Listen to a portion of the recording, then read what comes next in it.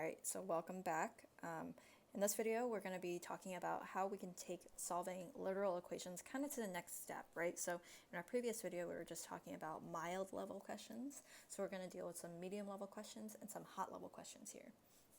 So, like we said before, when we're solving literal equations, it's the same process as solving linear equations, solving linear inequalities, right? We're still isolating a variable, and we call this the variable of focus, right? So same kind of thing. When I'm given an equation, I'm just going to split this down right through the equal sign so I can separate a left-hand side and a right-hand side of my equation. Now, this is my equation that I'm focusing on, right? 4 dy plus 12 equals 7 dy, whoops. And I want to isolate for y. Now, previously, we were just given different terms with different variables, right? However, in this equation, right, we notice that in a couple of these terms, right, we have more than one variable. So in this term over here, we have a d and a y combined into one term. So you might be asking, how am I just going to get this y alone? All right, well, chill. Let's try to figure this out. Let's see if we can just isolate all of those terms that do have a y in it, right? Even though they have a d in it, let's just try to isolate all these terms onto one side of the equation, right? So I see that I have a 4 dy term here and a dy term, 7 dy term right over here, right? So I'm just going to try to move this 4 dy over to the other side. So I'm going to do that by subtracting. I'm going to subtract 4 dy on both sides. When I do that, I get 12 equals 7 dy minus 4 dy. These are like terms, so I can combine them to get 3 dy. All right, and I'm trying to get my y alone. Now, if I think about this term, this is really 3 times d times y. I'm just not writing those multiplication signs because nobody's got the time for that, right?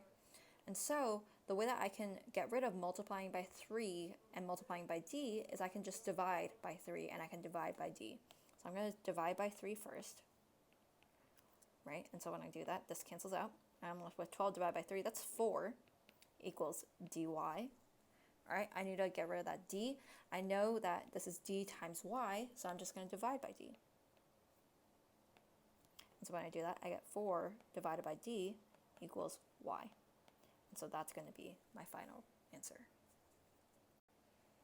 All right, so we have a couple u tries at the medium level, right? So you're solving 8cx plus 5 minus 4cx equals 19, and your variable of focus is going to be x. So pause the video here. When you're ready to check your work, press play. All right, let's check our work together. So first things first, let's draw our line down the middle. All right, we have a left-hand side, right-hand side. Okay, when I look at an equation, the first thing that I want to think about, right, after I draw my line down the middle to show a left-hand side and a right-hand side, is I want to think about what are some of the first defense things that I can do to simplify my equation. And so some of these first defense things might be combining like terms, distributive property, isolating your variables to just be on one side of the equation, right? And so when I look at this looks pretty complicated because I see multiple cx terms over here, right? However, I know that 8cx and minus 4cx are like terms. They're on the same side of the equation. They're both on the left-hand side, so I can just combine them. So this becomes 8cx minus 4cx, which is 4cx. I'm going to bring down this plus 5. I'm going to keep everything else the same. Okay, so I have 4cx plus 5 equals 19. That's a little bit more manageable, right? Now I'm trying to solve for x, so I'm just going to focus on my left-hand side. I'm going to get rid of everything that doesn't have an x so far. So I'm going to keep this 4cx term. I'm going to get rid of this plus 5, so I'm going to subtract 5. So I'm using inverse operations. So I got 4cx equals 19 minus 5. This is 14. All right, I'm trying to get x alone. Remember how I broke down that term last time? So this is really 4 times c times x, right? So I need to get rid of multiplying by 4, and I need to get rid of multiplying by c. So let's first get rid of multiplying by 4. So I'm going to get rid of multiplying by 4 by dividing by 4. So I got cx equals 14 over 4. I know that I can actually simplify this. My greatest common factor between 14 and 4 is 2. I know that 2 goes into 14. So I'm going to divide by 2. I know that 2 goes into 4. So this becomes 7 over 2. Right, so cx equals 7 over 2. Okay, So I have c times x equals 7 over 2. I'm trying to solve for x, so I need to get rid of dividing by c. So I'm going to divide everything by c. So I get x equals 7 over 2c. All right, we have another medium level, right? Once again, pause the video. When you're ready to go over it, press play. All right, let's go over it. We have a left-hand side, right-hand side. Our variable of focus is going to be x, right? Because it tells us to solve the equation for x. So when I look at this, any first offense moves I can do? No, I don't need to distribute. I don't need to combine like terms. However, I can move all my variable terms to one side of the equation. So I'm actually going to move this minus nx by adding nx to both sides. And when I do that, then I'm just going to have all my nx terms on my right-hand side. I'm not going to have them on both the left-hand side and the right-hand side. So I'm just left with 9 equals 17nx plus 1nx, that equals 18nx. And then just like last time, we're going to break down this term into its parts, right? So this is really 18 times n times x. So if I'm isolating for x, I need to get rid of multiplying by 18. I need to get rid of multiplying by n, but let's just take it one step at a time. I'm first going to get rid of this multiplying by 18 by dividing by 18. So I have 9 divided by 18. If I divide by 9 in my numerator and denominator, I end up getting 1 over 2. So I get 1 over 2 equals nx. Okay. And I'm trying to isolate x, so I need to get rid of multiplying by n. So I'm going to divide by n. And I end up with 1 over 2n equals x. And I want to make sure that my n is in my denominator. It's not next to my fraction. It's not above my fraction, right? So we dealt with some level medium questions. Let's take it one step higher, right? So now we're on level hot questions. And what we want to do is we want to actually use our literal equation that we solved for to actually find something out, right? Because that's the whole point of math. We want it to be useful.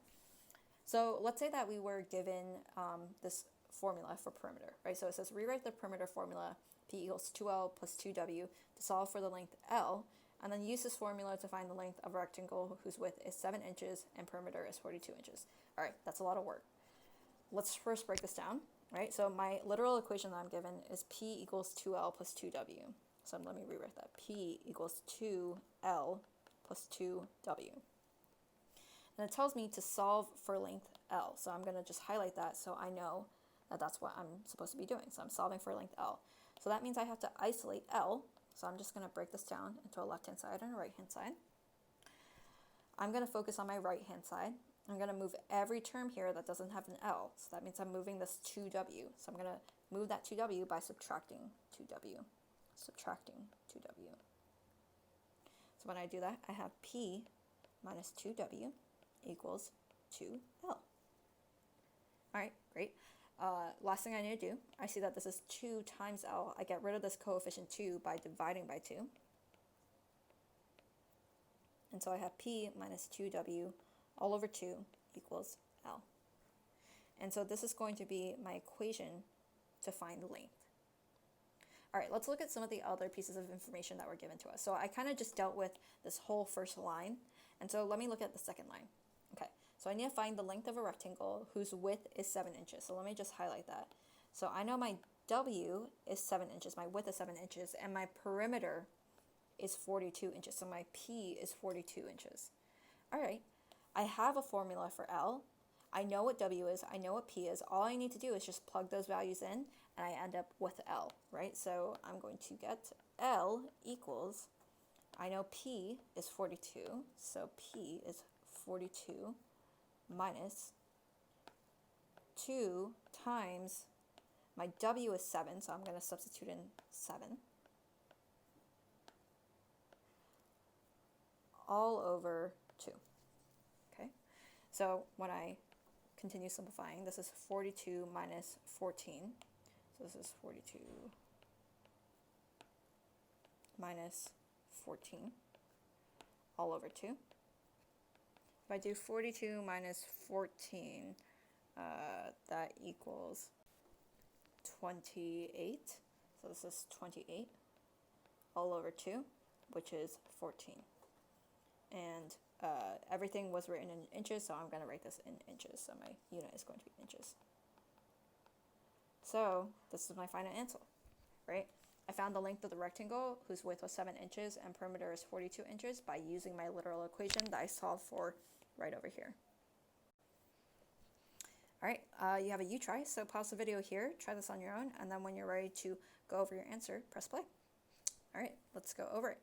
So it says to rewrite Ohm's law, V equals IR, to solve for the current I, and then use the formula to find the current when the voltage is 0.6 volts and the resistance is 12 ohms. All right, a lot of information there. The first thing that I want to do, right, it first says that this is my literal equation, so I have V equals IR. All right, the left-hand side or right-hand side. And it says to solve for the current I. So I need to isolate I. I is my variable of focus.